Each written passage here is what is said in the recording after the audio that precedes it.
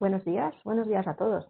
Bienvenidos a el que va a ser el primero de una serie de 5 webinars centrados en la resiliencia. Está organizado por Observatorio de Recursos Humanos en colaboración con AON y lo que os digo, va a tratar sobre los pilares de la resiliencia. Dicho así, a mí me recuerda a los pilares de la Tierra, del famoso libro de Ken Follett, pero es que es verdad, la resiliencia hoy en día es la base sobre la que podemos mirar con cierta confianza a nuestro futuro. Pensad, por ejemplo, que solo el 30% de los empleados, y yo creo que fíjate que es una cifra incluso optimista, se siente resiliente. Y hay numerosos estudios que confirman que si se trabaja una buena propuesta de valor al empleado, esta cifra se puede implicar. Hoy tenemos a tres representantes de tres organizaciones que han desarrollado estudios de diferentes perspectivas para abordar bien la resiliencia, bien el futuro del mercado de trabajo durante estos meses complicados, tanto de confinamiento como después de medidas de adaptación al entorno, y con ellos vamos a hablar de la resiliencia. Os presento a las personas que me van a acompañar ahora. Tenemos a Alberto del Sol, que él es director de Marketing e Innovación de Vodafone Business. Está también Estefano de Liguoro, CDO de Business Zurich, Head of Digital Business Zurich. Javier Rodríguez Sánchez, él es director de Vida en Zurich, España. Y Gonzalo Martínez Coco, a quien ya conocéis porque hemos hecho cositas con ellos anteriormente, es Head of Wellbeing de AON España.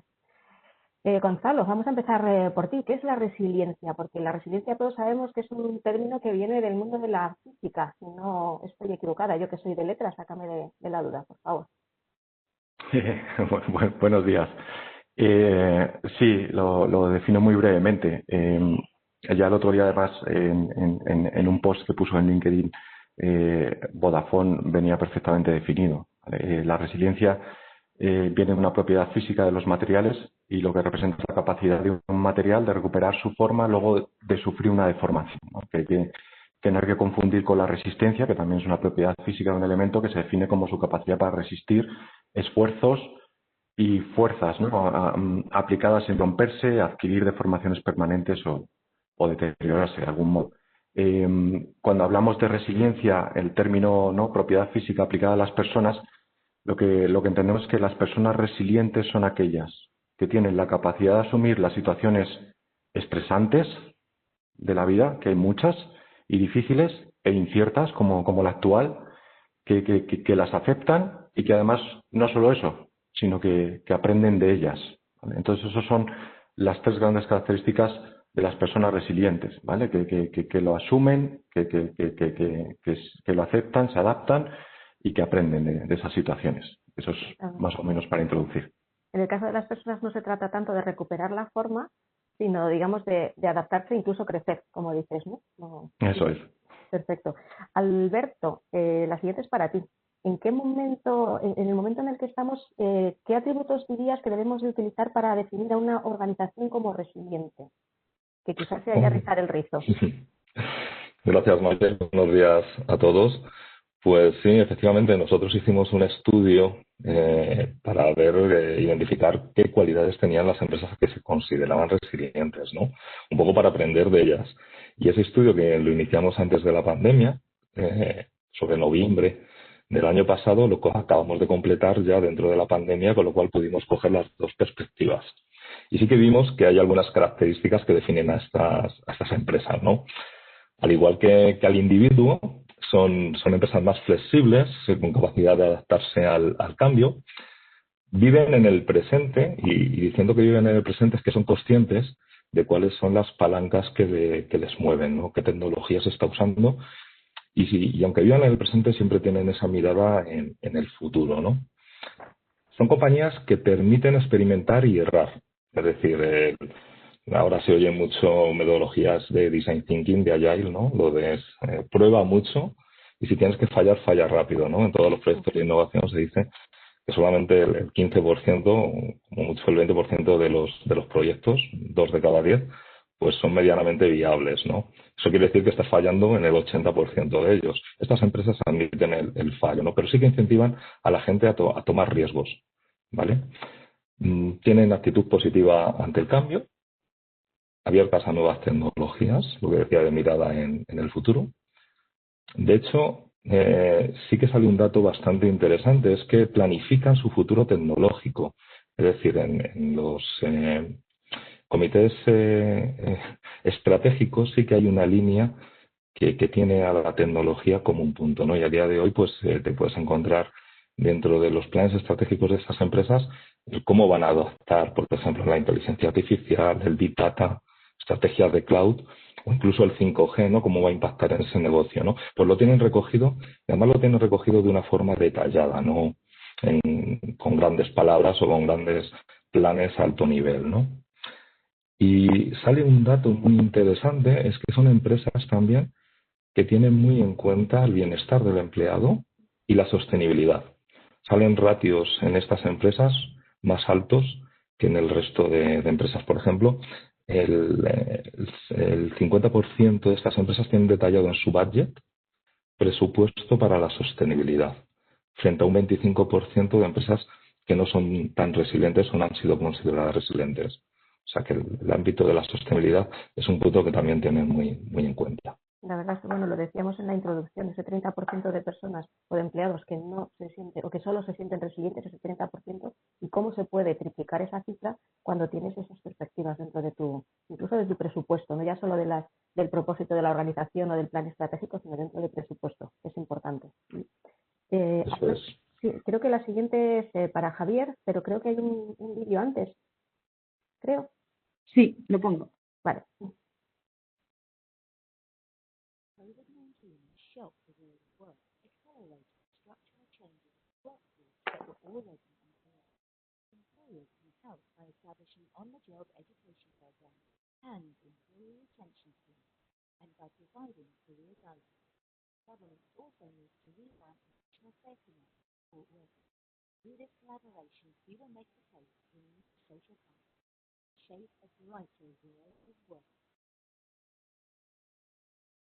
COVID-19 has shocked the world of work. Estupendo. Pues ahora sí, ahora va la pregunta para Alberto. ¿Alberto? ¿Para mí? ¿Para Javier? Perdón, para Javier, que me he equivocado de nombre, ya con la pantalla se me ha ido.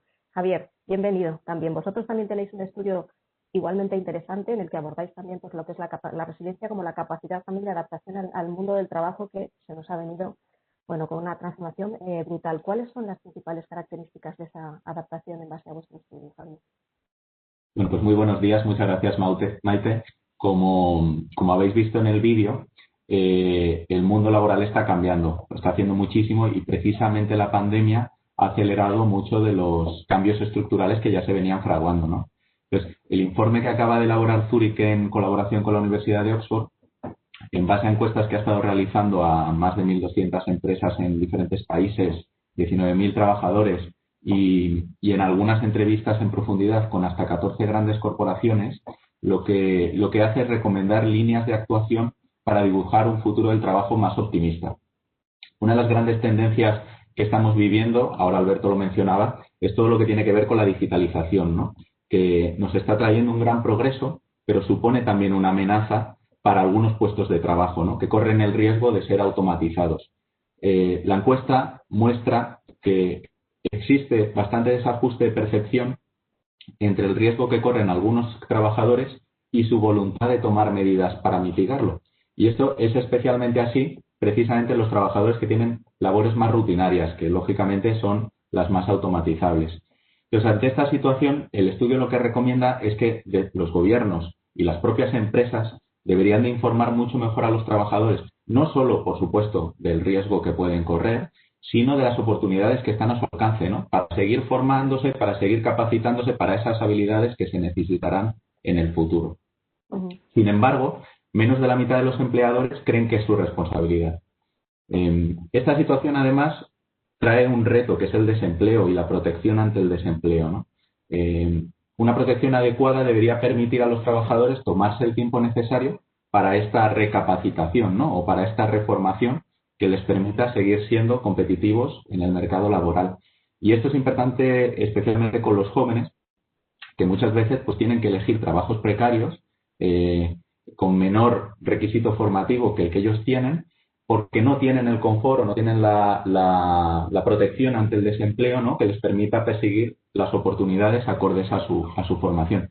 Y ya no digamos en el caso de los autónomos, ¿no?, que muchas veces están excluidos de las pensiones de desempleo, incluso las ayudas que muchos gobiernos han puesto específicamente para luchar contra la pandemia, pues no siempre les ha dado cobertura, ¿no? Entonces, de nuevo, los ciudadanos necesitan estar informados sobre cuáles son sus necesidades y planificar para el desempleo y la jubilación desde el inicio de la vida laboral. Y para todo esto el informe lo que hace es recomendar la colaboración público-privada, ¿no?, que es esencial entre empleadores, entre gobiernos, porque además podrían ayudar a aliviar la presión a la que se están viendo sometidas pues la mayoría de sistemas de seguridad social, ¿no?, o sistemas de protección pública. La verdad es que estás tocando un tema que a mí personalmente me interesa muchísimo, que es el de la formación. Yo creo que si hay una actividad que ahora mismo las organizaciones tienen que asumir como una auténtica responsabilidad, es ese reskilling, upskilling del que tanto se habla y que, admitámoslo, todavía está muy lejos de las cifras que deberían estar, porque yo creo que es la base de la confianza que le puedes dar al empleado para afrontar ese futuro del trabajo. La verdad, es así. Seguimos, que si no yo me enrollo, me convierto en ponente como vosotros directamente. Gonzalo, en base al estudio que habéis hecho vosotros, ¿qué resultados qué resultados más significativos encontráis en cuanto a cómo se identifican las organizaciones en esto de la resiliencia del empleado? Vale, bueno, has dado ya el dato clave, ¿no? Al final, lo que se detecta de todas las entrevistas hechas a empleados y a parte del leadership de las empresas es que, bueno, solo un 30% de los empleados se define resiliente. En España es un 29%, ¿vale?, aproximadamente, pues estamos hablando de 5 países. Es importante saber cómo definimos resiliente, ¿no?, cuando preguntamos a la gente, ¿no? Porque al final, bueno, en cierto modo hay que intentar simplificar, intentar buscar parámetros que nos lleven a definir eso inicialmente, ¿no? Entonces, identificamos 3 parámetros, ¿no? Por un lado, se define resiliente aquella persona que contesta afirmativamente a 3 preguntas, ¿no? Por un lado, se siente seguro en su trabajo, entendiendo por seguridad un concepto amplio, ¿vale? No solo la seguridad física y todo lo relacionado ahora, que si el COVID, que si voy a la oficina, que cómo cuida la empresa de mí, ¿vale? Que eso es súper importante, obviamente, pero en un concepto más amplio, como tiene que ver también la seguridad económica, con el tema de la pérdida del empleo, que también está ligado a lo que acabáis de decir, ¿no?, del reskilling y tal, de, oye, la automatización, cómo me va a afectar, cuál es mi futuro, cómo me están ayudando. Bueno, pues digamos que responden finalmente a que se sienten seguros en su trabajo. Segundo, que responden, que tienen un alto sentido o orgullo de pertenencia, ¿vale?, dentro de la empresa. Y tercero, que son capaces en la empresa de dar todo su potencial, ¿vale? Y como he dicho, solo un 30% de los empleados responde afirmativamente a las 3. Hay más o menos un 42% de los empleados que dice no sentirse seguro en su trabajo.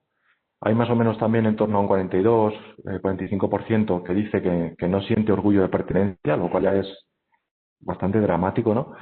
Pero todavía más dramático es que hay un 55% de empleados que dicen que en la empresa en la que trabajan no sienten que son capaces de dar todo su potencial. Con lo cual, es muy dramático este dato porque las empresas, si necesitan algo ahora, es sobre todo, y ya lo habéis dicho, empleados resilientes, ¿no? Gente con capacidad de adaptación, flexibilidad, que lo habéis dicho, creatividad y que aporten, por supuesto, ahora mismo todo su potencial para salir de una situación tan única y tan disruptiva, ¿no?, como la que estamos viviendo, este cisne negro, ¿no? Entonces, bueno, esa es, digamos, la principal e inicial conclusión del estudio, en el cual, pues, lo que vemos es que hay mucho recorrido, mucho por hacer, y que la parte de potencial, orgullo de pertenencia y sobre todo esas dos, creo que es un pelín dramático en la situación en la que estamos si tienes una plantilla y la mitad te dice que no lo da. Y la situación en el resto de países de nuestro entorno, Alberto, perdón, Javier, te sigo cambiando el nombre, lo siento. Mira que te tengo aquí. La situación en el entorno nuestro es parecida, porque vuestro estudio, perdón, sí que ha tocado, creo que son 17 países, ¿no? Efectivamente, Maite. Mis padres en realidad me iban a llamar Alberto, pero cambiaron de decisión en el último momento, o sea que no pasa nada. No, mira, te cuento. Como te decía en el estudio, hemos entrevistado efectivamente trabajadores hasta en 17 países, incluido España, ¿no? Y se han entrevistado trabajadores entre los 20 y los 70 años. Pero cuando hablamos de resiliencia, me parece quizá interesante hacer un poco de zoom en cuáles son las percepciones de los millennials en cuanto al futuro del trabajo, porque esta generación que está entre los 20 y los 40 años es que ya lleva varias crisis con graves impactos en el desempleo. Entonces, uno de los datos que saca el informe es que tener recursos suficientes para la jubilación es ya su segunda preocupación financiera, solo después de llegar a fin de mes, ¿no? Las generaciones que les preceden en España, para ellos es al revés. Tener recursos suficientes para la jubilación es su primera preocupación financiera. En lo que respecta a la ansiedad frente a la tecnología, de lo que venimos hablando, pues prácticamente un tercio de los millennials están preocupados por perder el trabajo ante la automatización. Y en consecuencia, un 75% de ellos dicen que estarían dispuestos a renunciar una parte de su tiempo de ocio, concretamente una tarde cada semana durante 6 meses, para seguir formándose. Esta generación, además, es el doble de propensa a trabajar como freelance que las generaciones que le preceden. Un 25% de los trabajadores en sus 20 años dice que está dispuesto, o que está, mejor dicho, pensando en dejar su trabajo y hacerse freelance en el próximo año, porque básicamente valoran la mayor flexibilidad y la mayor autonomía. Esto es posible, lógicamente, que después de la pandemia se vea un poco revertido, ¿no?, en busca de una mayor seguridad, probablemente en el trabajo en una gran corporación, ¿no? También son mucho más móviles. Los millennials tienen mucho más interés en cambiar de trabajo y hasta un 41% de ellos dicen que están planteándose dejar el trabajo voluntariamente en un año, y un 39% de ellos están dispuestos a moverse de país para buscar un trabajo. Como te decía, han sufrido varias crisis y de hecho son los jóvenes los que son más propensos a comprar seguros que les protejan ante estas situaciones de desempleo o en general cualquier situación que les pueda impedir trabajar, un accidente, una enfermedad. Pero por contra, son la generación que menos conoce qué tipo de soluciones pueden comprar a título individual o puede proveerles su empleador para cubrirles en esas situaciones. La verdad es que has dicho un tema súper interesante, que es el de los freelancers, y cómo cada vez los más jóvenes quieren entornos que les permitan disfrutar de un reto, pero en libertad, digámoslo así. Y no solo los más jóvenes, yo creo que los más mayores también estamos aprendiendo que eso nos puede facilitar mucho la vida. La cuestión sería ver cómo las organizaciones ven eso, que yo creo que todavía hay incluso el entorno jurídico tampoco acompaña mucho, ¿no? Pero en el futuro la verdad es que habrá que ponerse las pilas en ese aspecto, porque si no vamos a quedar, pues bueno, un poquito atrás. Alberto, ahora sí. Ahora sí. Sí, que ¿alguno quería contestar? Sí, yo por apuntar, que me ha parecido súper interesante lo que ha dicho Javier. Yo eso lo vivo todavía más duramente, y lo veo también en gente que tiene hijos adolescentes. Si ya es difícil para los millennials, para los adolescentes que van a empezar el bachillerato, te dicen ¿qué leches estudio? ¿De qué voy a trabajar? Bueno, yo creo que todo esto se multiplica exponencialmente, o sea que es una incertidumbre la que hay, que bueno, es muy fuerte el tema, y creo que además son los grandes olvidados dentro de todo esto, porque es cierto que hablamos de millennials, pero bueno, más o menos ya están dentro. Los que vienen lo tienen todavía peor, ¿vale? Entonces a ver qué hacemos ahí, ¿vale? Y con la presión de que todos tienen que ser de ciencias encima, porque si no parece que no están acabando. No tienen ni idea, sí. Alberto, cada vez más se habla de la resiliencia como una soft skill, pues importante y fundamental, pues eso, para abordar el entorno en el que estamos. ¿Deben incorporarlas las organizaciones también en esa terna de competencias blandas a la hora de seleccionar personas? ¿Están haciéndolo ya? ¿Cómo lo ves tú? Sí, además, bueno, siempre se ha tenido muy en cuenta el currículum, y al final lo que se plasma en un currículum es pues la experiencia y un poco la formación, y cada vez más estamos viendo que el Departamento de Recursos Humanos pues tiene más en cuenta las soft skills, ¿no?, que no son más que aquellas capacidades muy ligadas a la inteligencia emocional, como es la resiliencia, por supuesto, pero sí que está en la capacidad de comunicación, la creatividad, pensamiento crítico, la capacidad de negociación y la gestión del tiempo, ¿no? Y queremos además que la persona venga con esto aprendido. Y aunque sí que es cierto que la resiliencia es considerada como una parte de la inteligencia emocional, no es algo innato, esas son las buenas noticias. O sea, no viene en el ADN de tus padres y tus abuelos, porque es así, sino que es algo que se puede trabajar y aprender.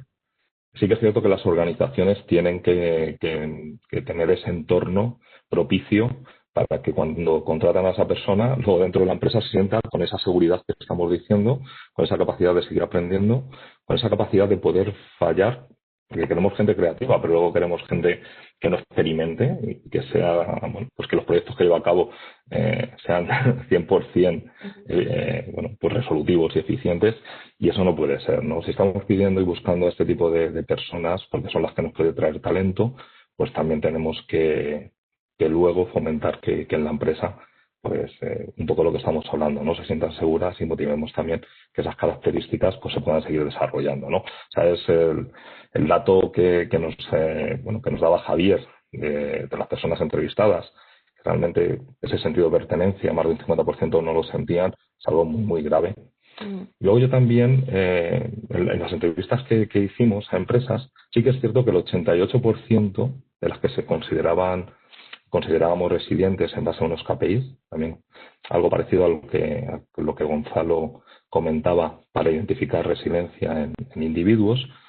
Este 88% sí que tenía muy en cuenta ese bienestar, ¿no? De hecho, hacían encuestas y preguntaban regularmente, una o dos veces al año, a sus colaboradores si se sentían con ese grado de pertenencia, se sentían seguros, si estaban pensando en cambiar de compañía en los próximos años, y activamente ponían planes de acción sobre esos resultados en las encuestas, ¿no?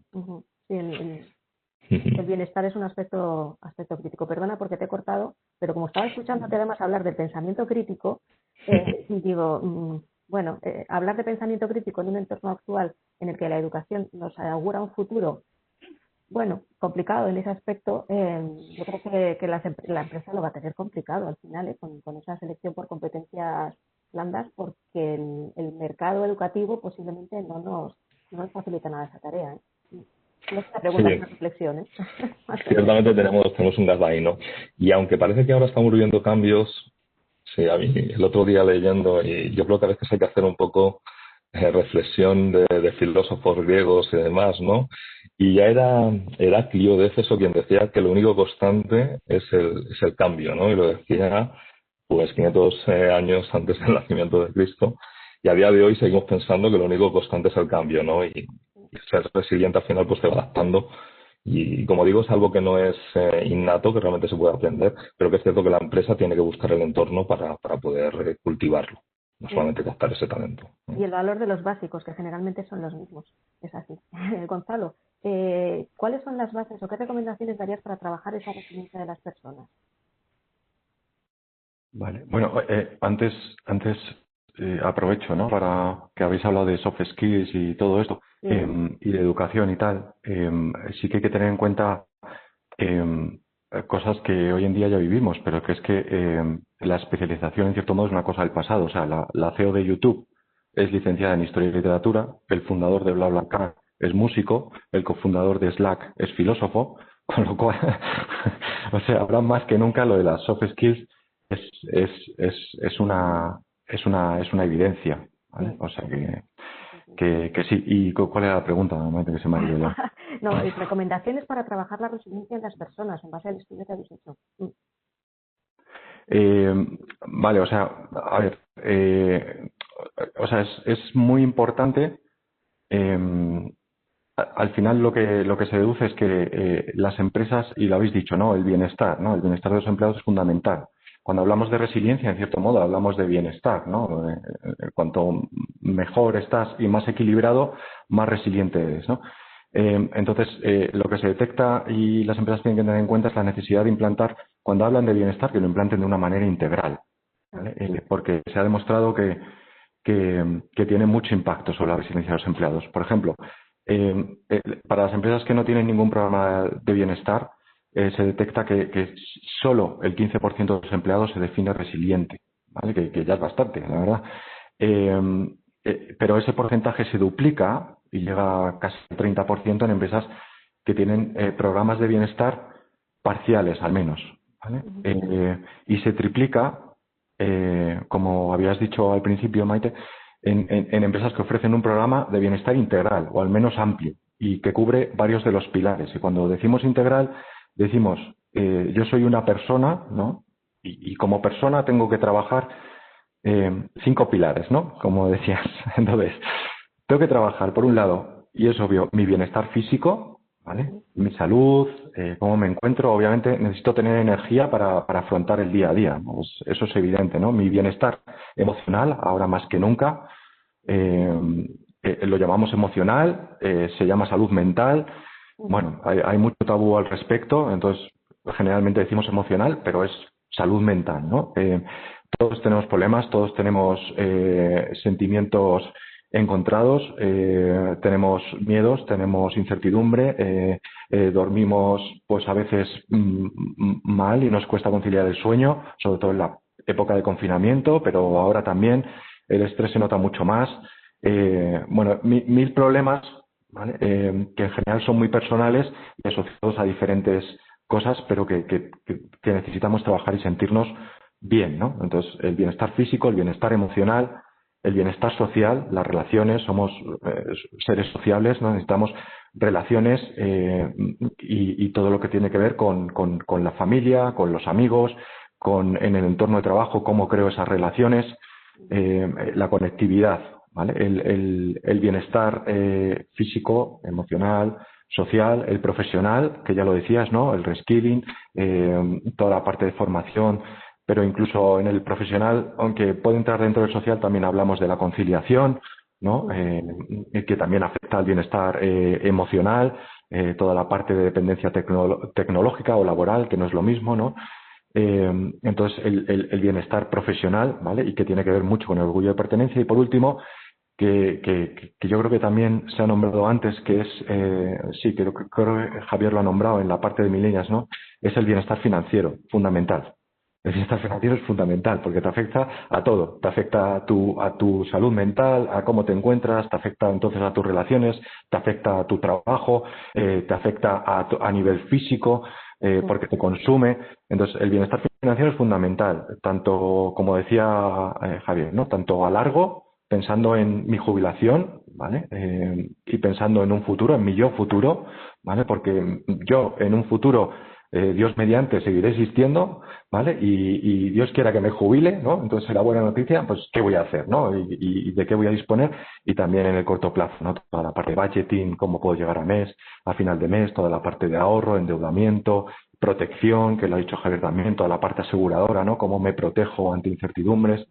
Entonces, súper importante. Entonces, como he dicho, un plan integral se triplica la resiliencia, porque como personas tenemos que trabajar esos 5 pilares. Si dejamos uno fuera, al final el plan se viene abajo, ¿vale? Entonces, tengamos en cuenta los 5 pilares. Esa es mi principal recomendación.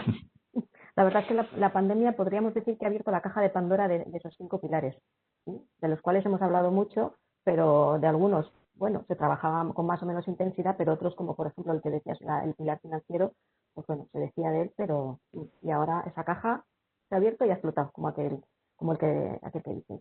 Alberto, esta pregunta sí es para ti y no me he equivocado, creo, de nombre, ¿vale? ¿Existen organizaciones resilientes? Y si existen, ¿qué características tienen? ¿Mm? Sí, un poco enlazando con mi primera respuesta, pero os doy algún dato más, ¿no? Pues nosotros identificábamos que el 20% de las empresas cumplían esos KPIs, esos indicadores que las consideraban resilientes. En España incluso era un poco mayor. No sé si es porque tenemos ese carácter latino de ser más optimistas, pero en España salía que el 26%, ¿vale? Se consideraba resiliente, ¿no? Y tenían una serie de características. Una de ellas, muy interesante, es que el 60% de estas empresas consideraban que su rentabilidad a nivel de negocio iba a mejorar en los próximos 5 años. Y era una pregunta que estamos haciendo en un momento de crisis donde muchas empresas lo que tenían en la cabeza era cómo mantenerse a flote. O sea, que frente a un 40% de todas las empresas que solamente pensaban que sí que en 5 años podían, ¿no? Entonces, las empresas resilientes prácticamente un 50% más, un 60%, pensaban que su negocio iba a ir, y bueno, pues iba a ir mejor, ¿no? ¿Tenían alguna característica más? El 88%, 90% pensaban que los datos eran una parte fundamental de su negocio, o sea, que ya tenían dentro de su estructura y su modelo de negocio el dato, la economía del dato, gestionaban el dato, bien para conocer y eficientar sus procesos, conocer la experiencia del cliente, estaban ya recopilando datos en este sentido y tomando acciones con ellos, ¿no? Además de ser más flexibles, tener capacidad de adaptación al cambio, esa estrategia que definía a largo plazo. Algún dato más que tenía por aquí apuntado. Por ejemplo, decía, sí, en el punto de la estrategia, ¿no?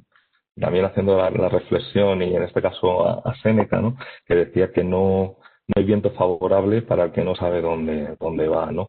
Y puedes estar, evidentemente, quejándote de la situación actual, de que no encuentras futuro, bueno, pues de la medida del gobierno que no se adaptan muy bien a ti, pero si no tienes una estrategia lo suficientemente flexible, el objetivo probablemente no le tengas que cambiar, ¿no? Y el objetivo es algo que defines muy a largo plazo, pero la estrategia que te hace llegar a ese objetivo tiene que ser flexible y tienes que tener cintura para poder modificarlo. Estas empresas también comentaban que la estrategia que tenían la habían podido definir. También salía un alto porcentaje en estas empresas que se consideraban resilientes, que decían que en un 80% sus planes de contingencia habían funcionado, los estaban poniendo, frente a creo que era un 50% del resto de las empresas. Con lo cual, los planes de contingencia, que muchas empresas tienen guardadas en el cajón y no los desempolvan, las empresas resilientes sí que es algo que son conscientes de que lo tienen, ¿no? Y esta flexibilidad les hace que a la hora de ponerlos en marcha realmente funcionen, ¿no? Y no sea algo que ha decidido el comité ejecutivo que tienes que definir y que apenas revisas, ¿no? Como comentaba, sí que tienen muy en cuenta que velan por el bienestar del empleado y se preocupan por la sostenibilidad, ¿no? Un 92% de ellas consideran la sostenibilidad inmersa con un budget dedicado, pues algo como muy relevante. Ujú. Y son un poco los datos que salían del informe, ¿no? Ujú. La verdad es que es cierto, las empresas que tienen programas de bienestar corporativo tienen un camino ya recorrido, pero también es cierto, y eso lo decía Gonzalo, y además esta pregunta es para ti, muchas veces nos encontramos con proyectos de bienestar que no son lo suficientemente sólidos o integrales. ¿Dónde fallan, en tu perspectiva, más allá de esto que estoy diciendo yo, dónde fallan este tipo de programas? Bueno, lo que detectamos fallan en dos cosas, ¿no? Lo que detectamos es que más o menos cuando una empresa implementa este tipo de programas y preguntamos a empresa y empleados, lo que detectamos es que hay un gap entre lo que la empresa dice que hace y lo que el empleado percibe que la empresa hace. Más o menos el gap suele ser en torno a un 30%. ¿Vale? O sea que si una empresa dice más o menos un 45% que implementa planes y tal, no sé qué, más o menos solo un 12-15% de los empleados dice que su empresa lo hace. ¿Vale? Entonces, esto detectamos dos problemas. Por un lado, el más evidente, la comunicación. ¿Vale? La comunicación es fundamental y generalmente falla, ¿vale? Porque estos programas, o bien porque no están enmarcados dentro de una estrategia y dentro de esa estrategia hay comunicación, o porque no existe un canal dedicado a ello, ¿vale? Que es lo que nosotros generalmente proponemos, ¿vale? O sea, un canal dedicado única y exclusivamente al bienestar. Y luego dentro del bienestar puedes meter, porque como pones a la persona en el centro, incluir todo lo que quieras, ¿vale? O sea, desde los beneficios sociales, planes de salud en el físico, planes o seguros de vida en la parte de financiero, ¿vale? Porque es una protección, ¿vale? Puedes jugar y englobar, ¿no? Entonces, generalmente la comunicación suele fallar y suele fallar porque incluso las medidas de bienestar que se implementan muchas veces se comunican junto con otras medidas o comunicaciones generalmente de capital humano, ¿no? Entonces, ahí se pierde un poco en el limbo. Y por otro lado, un problema fundamental y también que surge de todo esto es que al final lo que parece ser es que las empresas cuando implementan medidas de bienestar, al menos hasta marzo de 2020, ¿no? Como fecha clave, eran medidas un poco arbitrarias o basadas en en criterios subjetivos, ¿no? Y en criterios de mercado. Oye, pues parece que dar fruta en la oficina es tendencia. Parece que poner un gimnasio pues está muy bien. Parece que me han dicho que he oído que. Y claro, cuando tú no trabajas, como ha dicho Alberto, el dato, y no tienes claro qué es lo que tienes que hacer o qué es lo que tus empleados necesitan, a veces esas medidas pues no funcionan del todo y entonces pues la gente no lo percibe como tal. O sea, si a ti no te gusta el ejercicio físico y eres muy libre de que no te guste, porque a mucha gente no le gusta, pues si le ponen un gimnasio, pues no lo va a hacer. Si lo englobas al gimnasio dentro de una política integral y dentro de una comunicación buena en la que además sensibilizas, pues entonces va a funcionar de otra manera, porque al final, como siempre decimos, el bienestar no es solo responsabilidad de la empresa, es responsabilidad de todos, de la empresa y de nosotros como personas. Entonces, si yo no quiero, por mucho que haga la empresa, no va a poder y no va a funcionar. Entonces, bueno, pues se trata de una corresponsabilidad y de ayudarnos a entender. Es como hablábamos de los millennials, planes de pensiones. Bueno, pues obviamente, pues le da igual, ¿sabes? Su futuro tal, en 35 o 40 años, ¿qué me estás contando? Bueno, pero si les ayudas a entender la necesidad y lo bueno que es y que con poquito esfuerzo consiguen mucho, pues quizá le des la vuelta y quizás les ayudes a entender que hace falta hacer ciertas cosas que tú crees que no son necesarias, ¿vale? Porque no todos sabemos todo. El mercado es mercado, ¿vale? Es como en beneficios, pues siempre es la práctica de mercado. La práctica de mercado es el mercado, o sea, no quieres hacer algo diferente, no quieres, ¿sabes? Focalizarte en lo que tú necesitas y ya me enrollo mucho, pero vamos, eso. Bueno, esto que te gusta mucho de aquello de lo que estás hablando, la pasamos por delante. Hay una reflexión que me surge, claro, al hilo de lo que estoy escuchando a todos, y es que las alternativas de acción se reducen en momentos de crisis. Y ahora mismo, hacer y construir marca como empleador lo tiene complicado. Javier, ¿qué pueden hacer las organizaciones para estar cerca de sus empleados en este entorno tan complicado, afrontando los retos que tenemos por delante y a la vez posicionando su marca como empleado? Pues yo creo que, Maite, lo venís comentando todos, ¿no? Pero uno de los aprendizajes clave, ¿no?, que también sale en el informe, es que abordar todos estos retos que estamos describiendo es un ejercicio de corresponsabilidad, ¿no?, entre los propios empleados, por supuestísimo, los gobiernos, pero también las organizaciones. Y por eso el informe reivindica de algún modo el rol clave de las áreas de recursos humanos y de los departamentos de compensación y beneficios, que especialmente este año, ¿no?, y durante toda la pandemia, pues han estado en el centro de la estrategia de las compañías, trabajando con otras áreas, pues como pueden ser finanzas o gestión de riesgos. Creo que hemos hablado ya mucho del rol crítico que deben de tomar en todo lo que tiene que ver con ese reskilling, ¿no?, de adaptar a sus plantillas a las necesidades de futuro, o sea, al trabajo que tendrán que desempeñar esos propios empleados en el futuro dentro de las organizaciones. Y el otro gran ámbito en el que recursos humanos puede ayudar mucho, como habéis dicho, es en todo lo que tiene que ver con la salud y el bienestar. Fijaos, ahora ha llegado el trabajo en remoto, que era una gran tendencia, pero que de forma forzada todos hemos tenido que adaptarnos y gracias a Dios la tecnología pues nos lo ha permitido.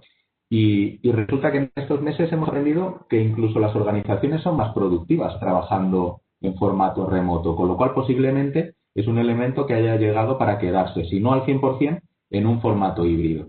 Pero también es verdad que trae consigo retos para la salud, ¿no? Todos somos conscientes del estrés emocional que supone el teletrabajo, la contaminación entre la vida personal y la profesional, y estos retos pues tienen que abordarse, ¿no? Pero lo que está claro es que seguramente las organizaciones que den más flexibilidad a sus empleados en cuanto a las jornadas laborales, pues puedan ser mucho más atractivas para el nuevo talento y también retener mejor, ¿no?, más allá de las ganancias obvias, como puede ser el alquiler de oficinas, etcétera, etcétera. Y como decía, en el ámbito de bienestar, pues nunca ha sido una prioridad para las empresas. Sí que es verdad que muchas empresas ya ponían a disposición de sus empleados pues esquemas de protección en el ámbito de seguros, incluso, como decía Gonzalo, en el ámbito de la salud financiera, ¿no?, y del ahorro a futuro, Pero hasta ahora el bienestar ha sido siempre secundario y sigue habiendo incluso debate al respecto de hasta qué punto las organizaciones o las compañías tienen que tomar un rol activo, ¿no?, en facilitar la salud y el bienestar de sus empleados. Y como decimos, ¿no?, claramente el estudio concluye que deben de ser corresponsables. Esto es bueno para los empleados, pero también es bueno para seguir siendo competitivo. Una empresa no puede ser productiva, no puede trabajar a pleno rendimiento si sus empleados no tienen balance entre su vida personal y social y tienen la salud en los 5 pilares que Gonzalo explicaba, ¿no? Además, esta pandemia lo que ha puesto de manifiesto es lo importante y lo abandonada que teníamos nuestra salud desde el punto de vista exactamente corporativo. Y además, y ahora ya hablamos con Estefano, nuestro experto hoy en tecnología, porque la tecnología también está abriendo un mundo de posibilidades para pues acercar la medicina digitalizada al empleado y a la persona en general. ¿Cómo nos puede ayudar en concreto, Estefano? Sí, hola, buenos días a todos. Oye, lo que he escuchado hasta ahora, la verdad que es fenomenal, ¿no? Me introduce en lo que quería comentar perfectamente. No voy a repetir nada, pero realmente habéis dicho palabras que son fundamentales donde la tecnología puede ayudar enormemente, realmente a que esto se cumpla, ¿no? Hablamos de responsabilidad, de equilibrio mental, lo ha dicho Gonzalo antes, ¿no? El tema del dato, el tema de la personalización. Ahí es donde yo creo que la tecnología puede realmente ayudar a pasar del gimnasio para todos, ¿vale? Que como ha dicho Gonzalo, no a todos le tiene que gustar, a mí personalmente me aburre, ¿vale? A un concepto mucho más personalizado y donde realmente la tecnología te ayuda, gracias a la utilización de los datos, a que cada cliente, o sea, en este caso, cada empleado, se sienta persona y se organiza él mismo. Decimos un plan de bienestar, un plan de salud, ¿vale? En base a las capacidades que le permite la compañía, ¿no? Entonces, yo donde veo en todo esto es una posibilidad realmente de, en base a las informaciones que tenemos las empresas, poder crear un ecosistema de productos y servicios no solo a aseguradores, pero también de servicios de salud, de bienestar, de actividad física, de actividad mental, ¿vale?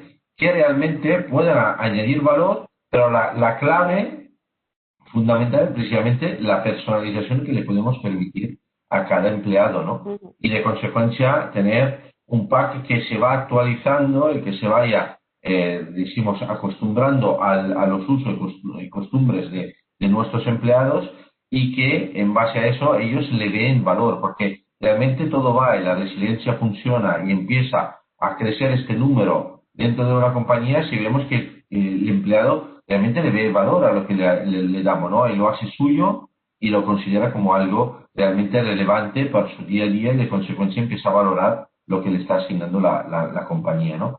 Un ejemplo que tenemos nosotros es precisamente todo el tema de Deepwell, ¿no? Para dar un ejemplo, precisamente como las compañías se tienen que realmente cambiar en ese entorno, ¿no? Antes, ha dicho Javier, no teníamos nada al respecto de esto o lo teníamos muy genérico y casi el 50% de los empleados ni sabía que lo tenía, ¿no? Cuando pones un seguro y un servicio como es el concepto de Deepwell, que está basado sobre el bienestar de los empleados, realmente te das cuenta cómo ellos le empiezan a dirigir todas sus actividades un poco en este aspecto, ¿no? Y realmente a tener una oferta que va en línea con lo que ellos piden, porque cada uno de ellos puede pedir algo distinto. Estamos poniendo servicios que la digitalización nos permite, que un tiempo no teníamos, como el chat médico, ¿no? Era un concepto que anteriormente era muy complicado para una compañía que además no prestaba un servicio de salud.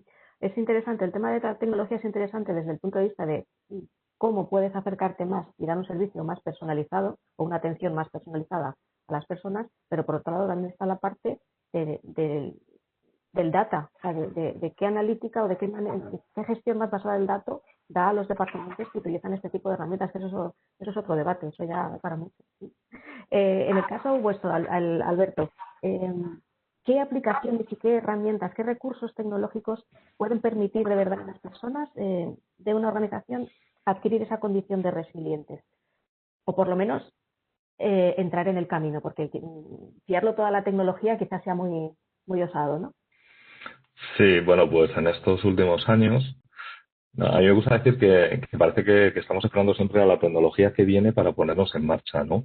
Nosotros ahora que hemos lanzado 5G, lo lanzamos hace un año y estamos empezando a experimentar, vemos, por ejemplo, que muchas empresas dicen, bueno, voy a empezar a pilotar y necesito este caso de uso. Y cuando nos ponemos a analizarlo conjuntamente, vemos que es un caso de uso que se podría haber empezado a realizar ya con la tecnología existente.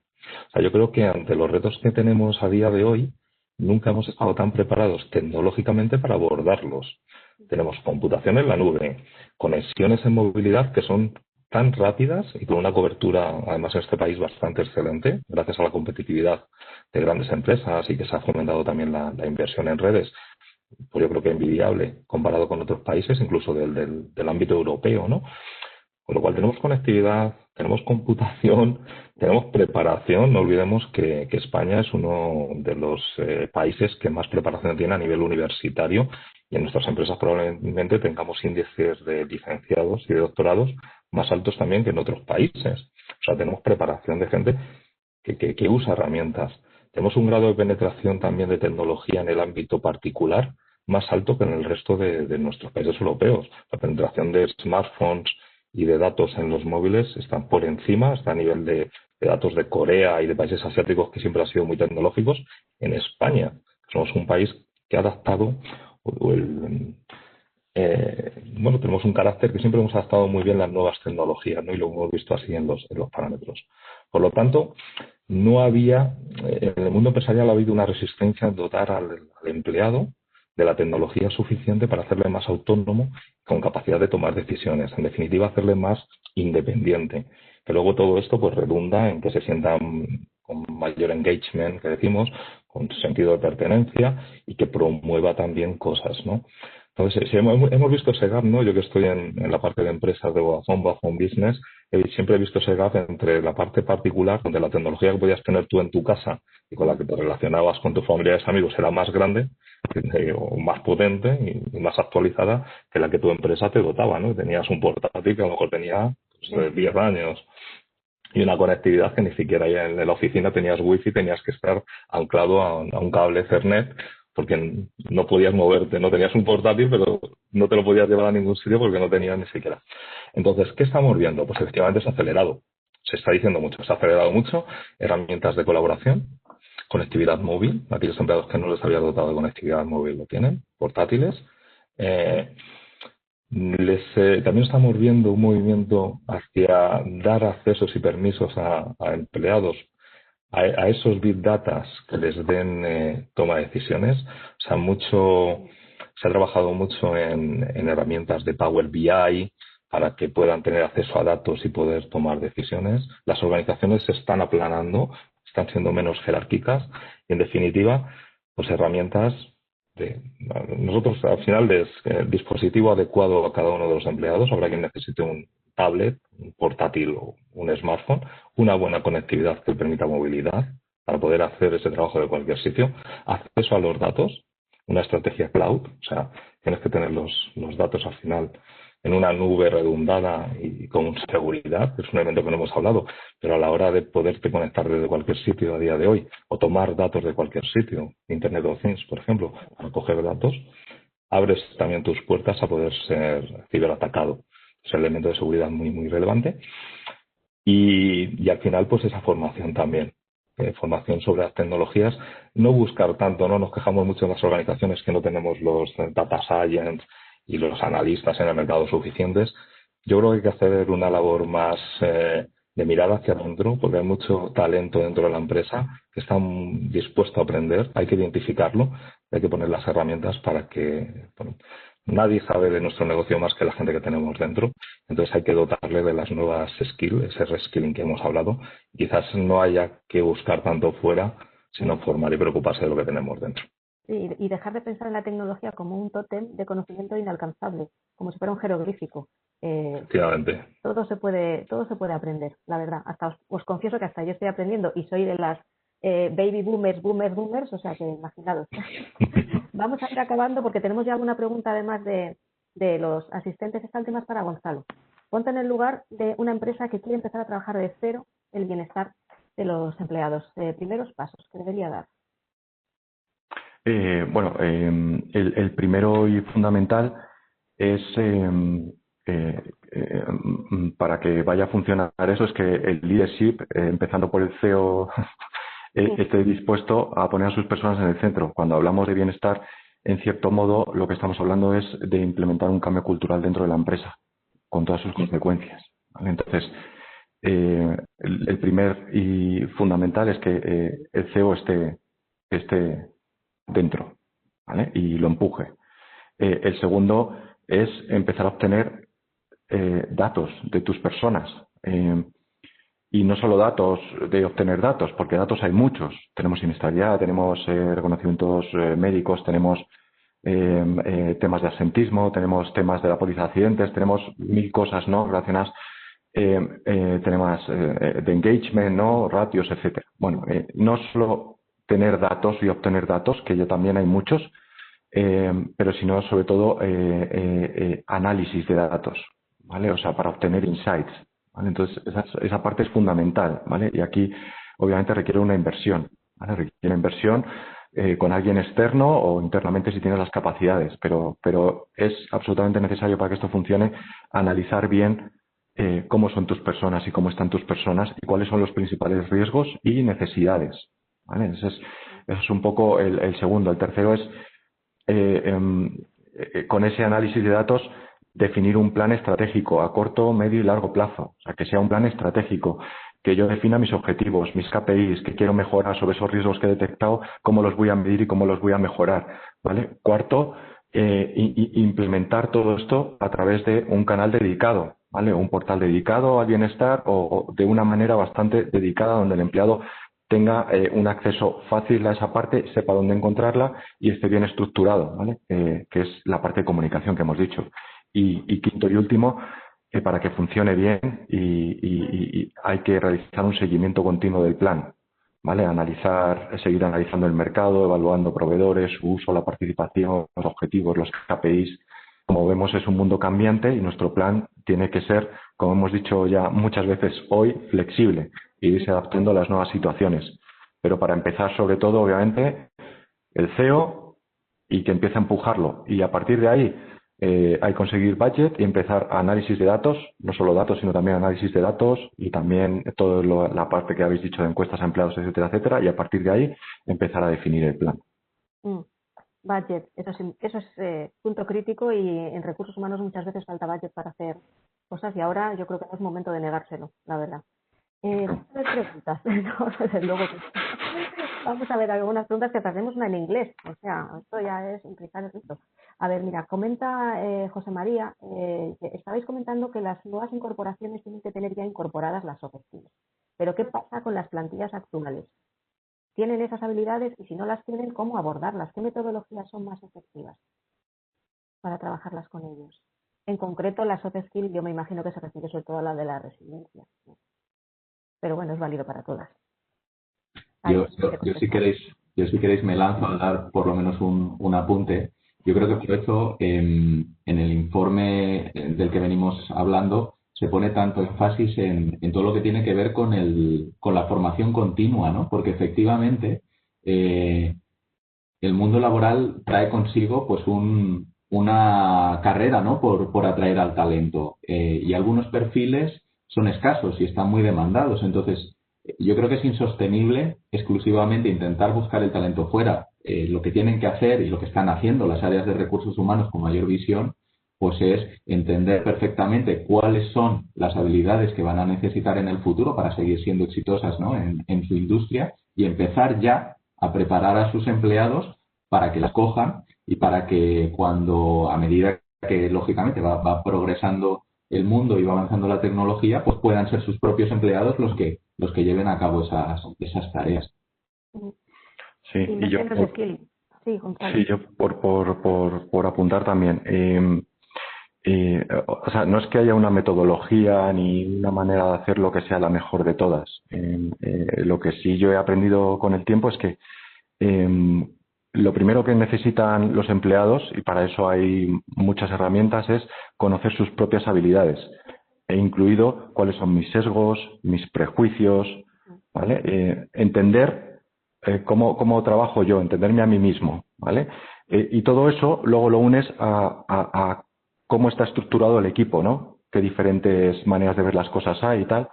Y la mejor manera de trabajar las soft skills, que es como nosotros aprendemos desde pequeños, es luego trabajando entre tus empleados y mezclando y generando proyectos donde gente diversa interactúe. Porque al final es como, pues yo que he ido a un colegio de curas toda mi vida, pues todos éramos muy parecidos. Cuando fui a la universidad, de repente todo cambió. Me encontré perfiles muy diferentes y aprendí muchas cosas y a pensar de maneras muy diferentes. Y entonces no hay nada mejor que la propia experiencia y entonces lo que puede crear la empresa, y para mí es generalmente lo que mejor funciona, son entornos adecuados, ¿vale? Pero para que la gente interactúe dentro de la propia empresa y empiece a generar esos soft skills y a entender a los demás y a aprender de los demás, que es como mejor aprendemos, ¿vale? Más que un curso que también funcionan, ¿vale? Pero el curso luego se queda ahí. Entonces tienes que complementarlo con luego práctica, llevarlo a la práctica y unir. Ujú. Pregunta para Estefano o Alberto. Muchas organizaciones empiezan a aplicar APPs para, bueno, pues para estar cerca del empleado, programas de bienestar, atención psicológica, ejercicio, etcétera. Pero muchas veces también se quejan de un nivel de uso bajito. ¿Qué podéis recomendar para incentivar el uso de las aplicaciones? A ver, aquí es un tema fundamental, ¿vale? Esto creo que es la mejor pregunta que podían hacer, sinceramente. Es verdad, en el sentido, sí, pero no solo la app, si pensamos a todos los planes decimos, de fidelización de empleados, ¿cuántos conocemos y cuánto utilizamos? O sea, cuando hablamos de Customer Experience, realmente la parte de empleado en este caso es fundamental.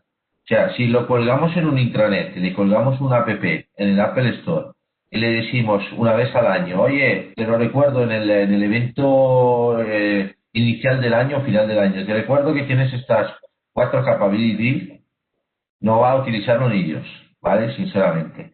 Esto va, pero cuando hablamos de cliente, cuando hablamos, oye, a nuestros clientes tenemos que darle una experiencia digital, en empleado todavía es más esto, ¿vale? ¿Por qué? Porque cuando están con nosotros piensan en trabajo, piensan en el día a día y no piensan precisamente en todos estos temas. Entonces, todavía hay que hacer un esfuerzo mayor. Entonces, las app, como os he dicho, el caso de Livewell que teníamos, también no es una app. O sea, realmente concentrar todo el programa dentro de una app es fundamental porque te da lo que dijimos antes, el tema de datos, no me repito, ¿vale? Y te ayuda en la personalización de la oferta y cómo el cliente se la puede gestionar. Del otro lado, necesita realmente, no hablo de tecnología como CRM y tal, para no entrar demasiado en lo técnico, pero necesita un programa por detrás realmente de embeber esto en la experiencia del empleado. O sea, tiene que estar embebido en el día a día del empleado, en sus herramientas y en su, que también es un customer journey. O sea, hablamos de customer, pero eso es el primer customer de la empresa, es su empleado. Entonces, tiene que haber un customer journey donde impactamos el cliente y donde le recordamos y donde embebemos esto en la actividad que tiene que hacer. ¿Por qué no meter un slot dentro de las actividades diarias, de la agenda de las personas,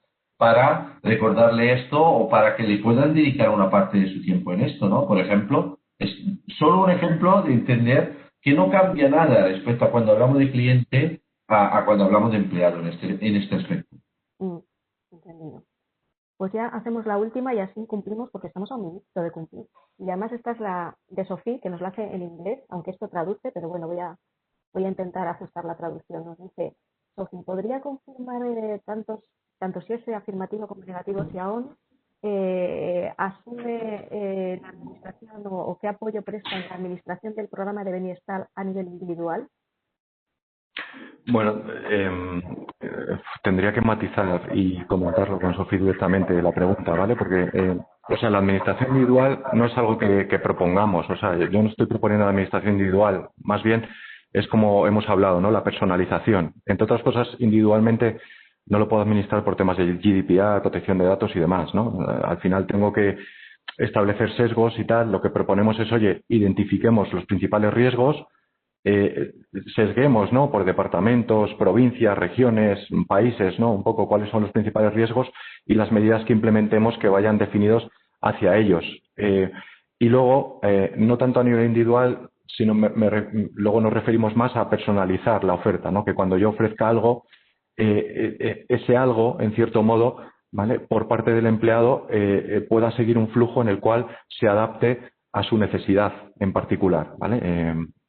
Porque cuando hablamos de bienestar emocional, yo no sé y no voy a saber nunca de mis empleados si tú, fulanito, lo que tienes es miedo, tu ansiedad, tu estrés y tú tal, ¿vale? Eso nunca lo voy a saber. Lo que sí que necesito son herramientas que dirijan y permitan al empleado identificar dentro de sus propias necesidades soluciones a sus necesidades particulares.